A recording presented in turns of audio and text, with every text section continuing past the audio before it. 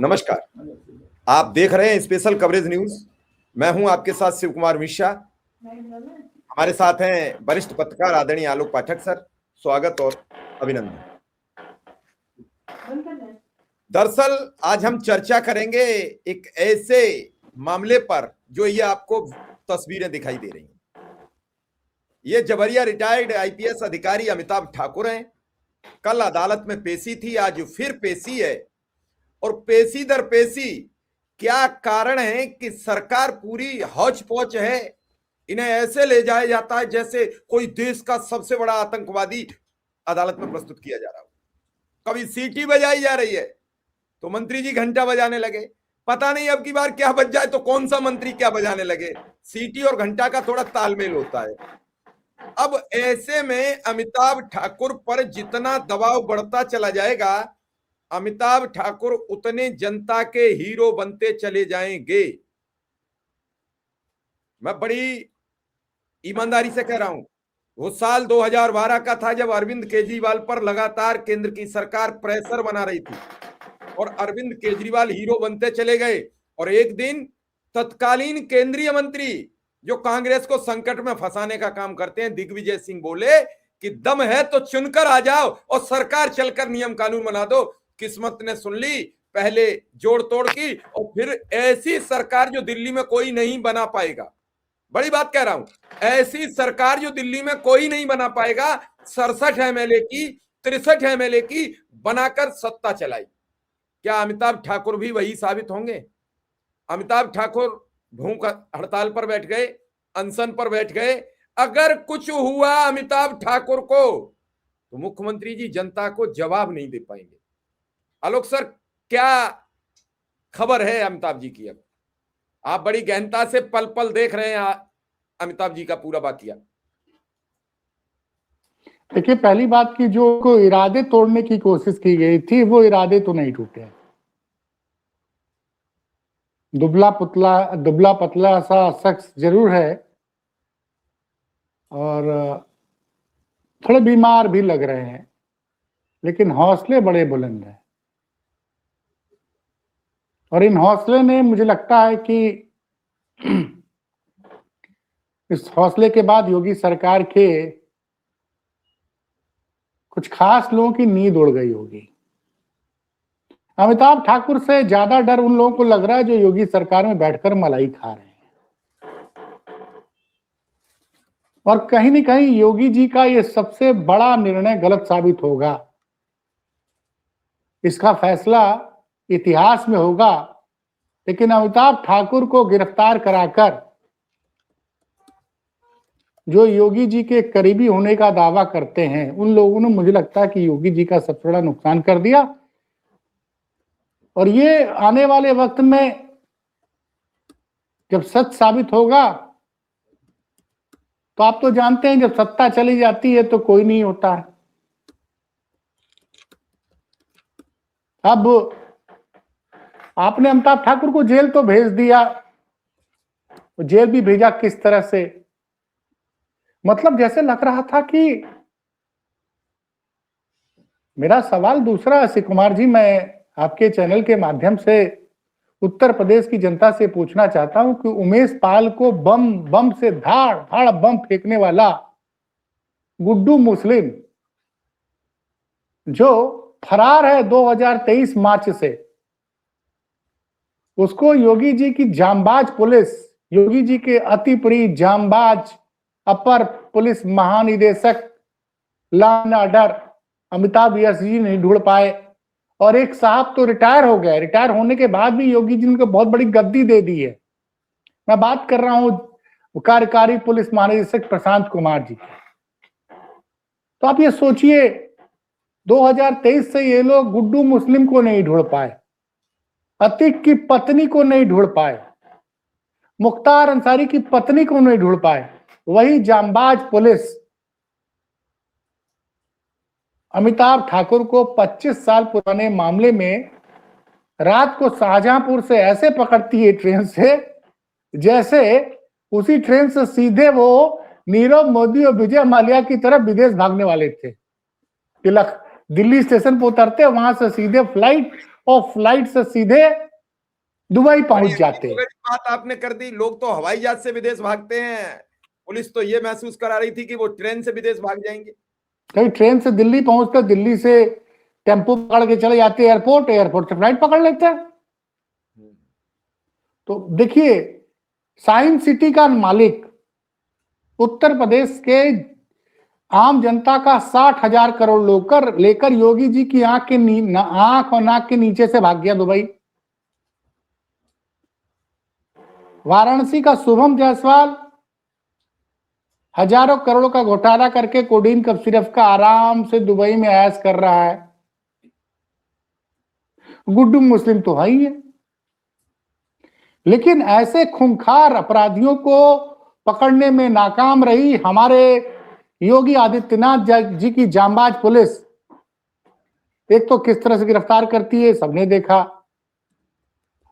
और अब जब अमिताभ ठाकुर जी कोर्ट में कह रहे हैं कि भाई साहब वो सीसीटीवी फुटेज अवेलेबल कराई जाए, तो पुलिस अवेलेबल क्यों नहीं करा रही है? और बनारस की कोर्ट में जिस तरह उनकी पेशी की गई, ऐसा लग रहा था कि छावनी के बीच में बनारस की कोर्ट में अजमल कसाब आ रहा हो।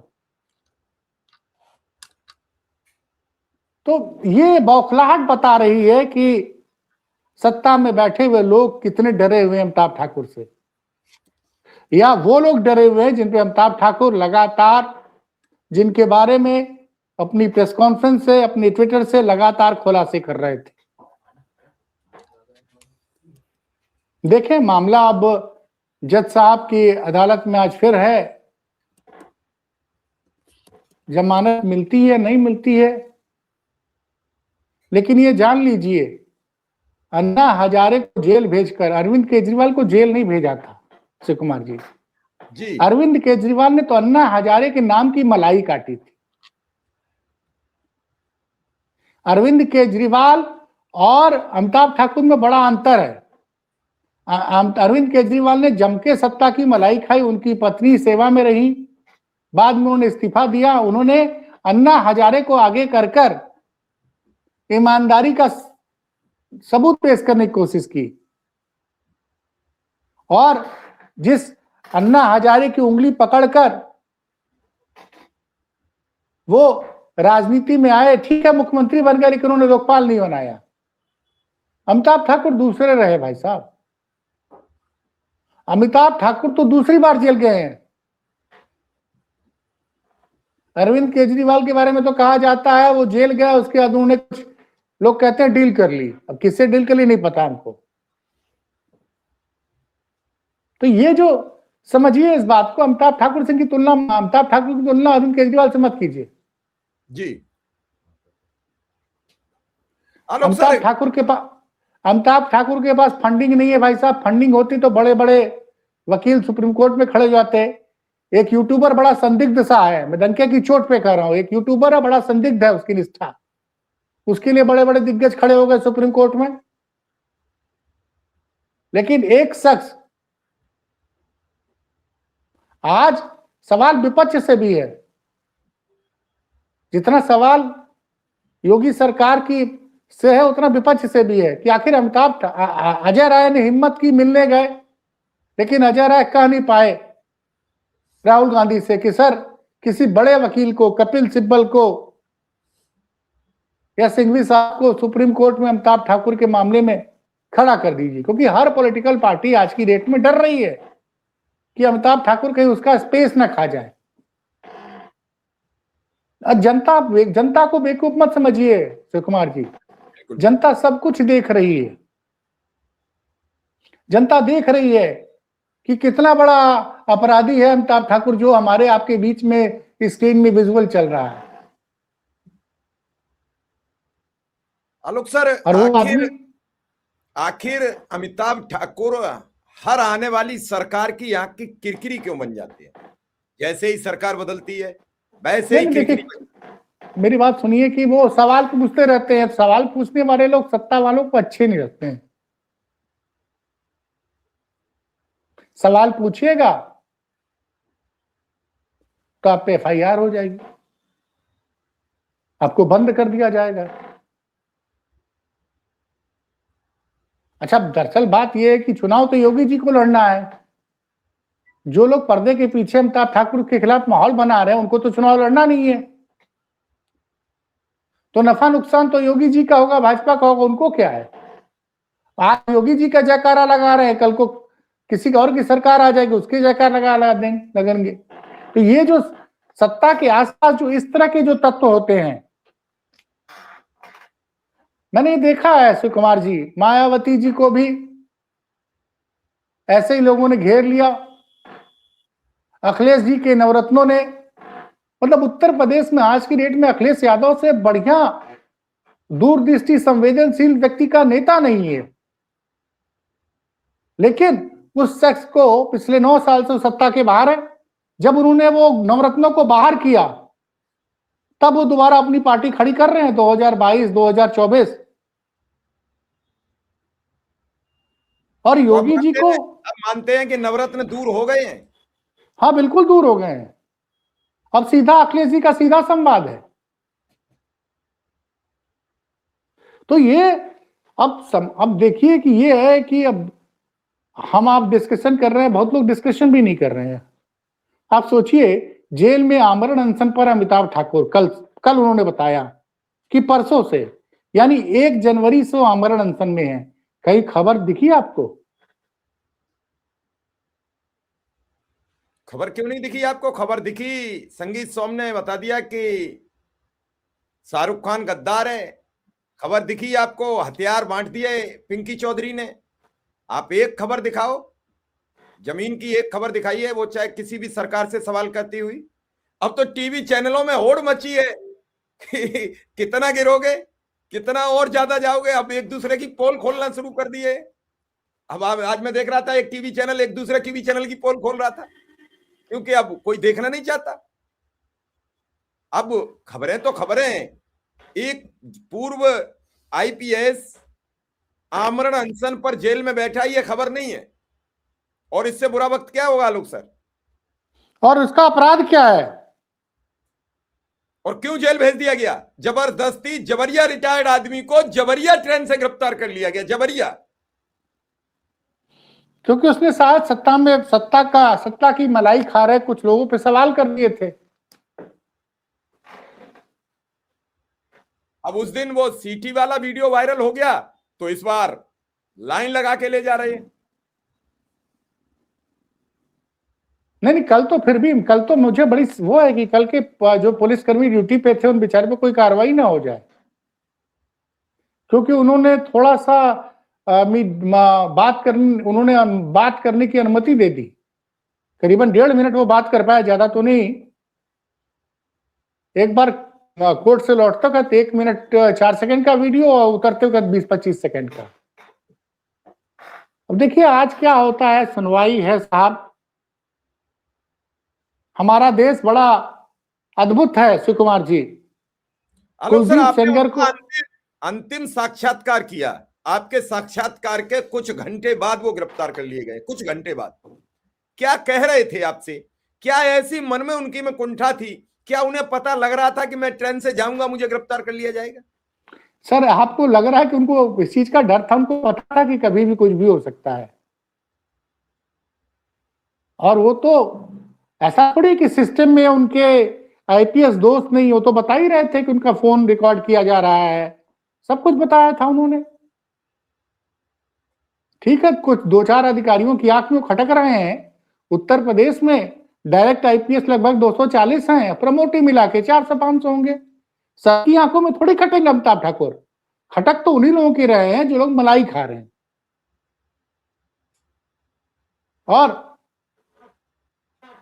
कुछ शरीफ पुलिस वाले कल थे, उन्होंने अपनी नौकरी दांव पे लगाकर मौका दे दिया।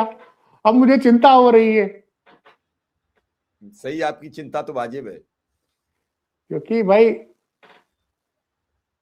तो क्या आलोक सर, ये मुख्यमंत्री को ये पता नहीं लग रहा है कि मुझे चुनाव लड़ना है, इन अधिकारियों को चुनाव थोड़ा ही लड़ना है। हम जनता के मध्य जाएंगे, जनता हमसे पूछेगी कि तुम वही योगी आदित्यनाथ हो, तुम वही भाजपा हो जो एक अधिकारी के सवाल करने पर डर गए थे, उसे जेल भेज दिया था। तो इन पर जवाब क्या होगा? अब सर देखिए, अब मुख्यमंत्री जी को तो लोग बताते हैं कि वो बहुत लोकप्रिय हैं, इतने ज्यादा योगी आदित्यनाथ लोकप्रिय थे तो नरेंद्र मोदी जी कैसे हार गए 2024 में?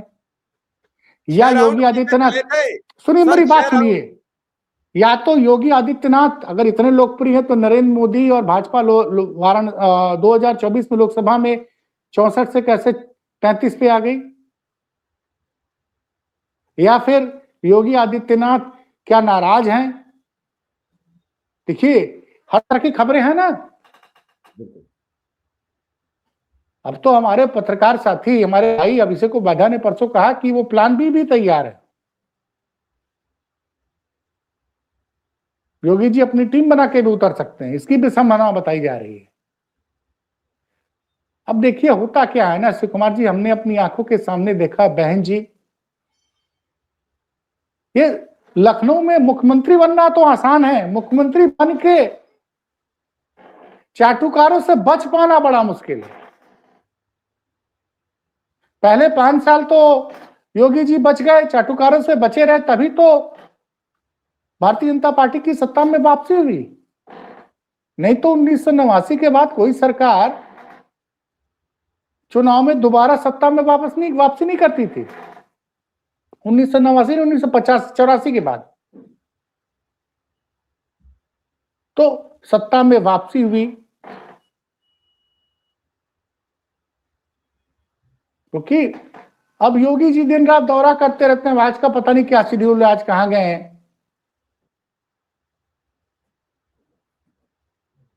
अब तो अभी आज के बारे में कोई जानकारी मिली? आज क्या कार्रवाई हुई? मैं तो आपसे बात कर रहा हूं, मुझे ये पता था कि आज उनकी सुनवाई होनी थी। मुझे तो कल लग रहा था कि ऐसा ना हो कि आदेश जारी हो जाए कि अब अमिताभ ठाकुर की वीडियो कॉन्फ्रेंसिंग के जरिए पेशी होगी, कोर्ट में आएंगे ही नहीं। सर कुछ भी हो सकता है, कुछ भी हो सकता है। बहुत गंभीर बात है, बिल्कुल। अच्छा, एक शिकायतों से इतनी भयभीत क्यों है सरकार? कोई भी, चाहे पत्रकार शिकायत करे, चाहे कोई और शिकायत करे।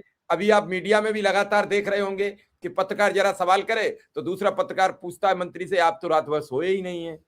मैं तो देख रहा हूं कल से, जब से आप जगे हो तब अरे से। सर सुनिए भाई, 1 मिनट सुनिए साहब, अब उसको नौकरी करनी है सर, आप समझिए। अनुराग द्वारी ने तो सवाल पूछ दिया, तो उस वीडियो को भी एनडीटीवी ने हटा दिया, आपको पता है। अडानी जी इतने वीर निकले कि वो वीडियो उनके वेबसाइट से हटा दिया गया है। तो जब जिस चैनल पे खबर पूछी गई उसकी वेबसाइट से वो वीडियो हटा दिया गया, तो बाकी दूसरों क्या पूछ रहे हैं आप? अच्छा ये बताइए, हमारा आपका खर्चा अगर सरकार चलाती तो हम सवाल पूछ पाते? नहीं। हम आप तो इसलिए सवाल पूछ रहे हैं कि हम आप थोड़ा बहुत यूट्यूब पर निर्भर हैं, थोड़ा तो जिसकी जिससे भैया जो जिसका खाएगा उसी का गाएगा। आप क्या उम्मीद कर रहे हैं भाई? ये सब बेमानी है, मतलब की बातें हैं। अब किसी ने समझा दिया होगा, अमिताभ ठाकुर, एक सज्जन, हमने कल भी ट्वीट किया था तो किसी ने लिखा है कि वो डी कंपनी के आदमी है। डी कंपनी के डी कंपनी के आदमी है। क्या बात है, मतलब और कोई कंपनी मिली नहीं। अब भाई अब क्या कहा जाए, शायद गिरफ्तार इसीलिए, इतनी सख्ती से गिरफ्तारी इसलिए की गई। आप पढ़िए कमेंट ना, वो छोटा सा वीडियो वायरल हो गया है। तो मतलब सवाल ये होता है, आप कुछ भी कह दोगे, कुछ भी लिख दोगे। सर अब लोग लिख रहे हैं। अभी आपको ब्रेकिंग जस्ट बता दें कि वो जो खिलाड़ी को लेकर, बांग्लादेश को लेकर जो बवाल चल रहा था, उसे आज टीम से निकालने का बीसीसीआई का आदेश हो गया। उसे हटाइए, उसकी जगह रिप्लेसमेंट कीजिए। वैसे रिप्लेसमेंट का ऑर्डर नहीं है, आप उस खिलाड़ी को निकालिए, नया खिलाड़ी हायर कीजिए। केकेआर को दे दिया निर्देश बीसीसीआई ने। अरे तो जब आपके आदेश पर, बीसीसीआई के आदेश पे वो हटाएगा तो रिप्लेसमेंट तो उसको देना ही पड़ेगा ना आपको।